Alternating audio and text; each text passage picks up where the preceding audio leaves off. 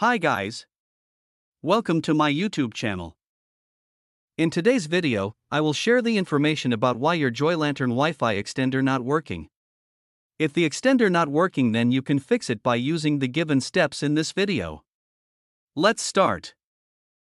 If your JoyLantern Wi-Fi extender not working, then unplug both the router and the Wi-Fi extender from the power. Now, wait around 30 seconds and plug them back into the power. Here it will refresh the connection. Now, again test the connection by connecting your Wi-Fi extender with router.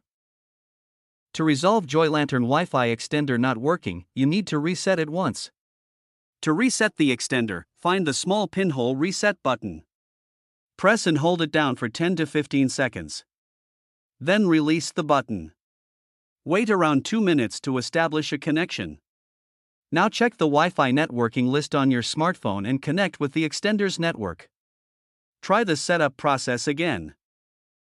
When your JoyLantern Wi-Fi extender not working or it can't able to connect with router, then you need to verify the placement during setup. Plug the Wi-Fi extender into an outlet next to your router to establish the initial connection. Move it to a spot halfway between your router and the dead zone only after it is successfully connected with router.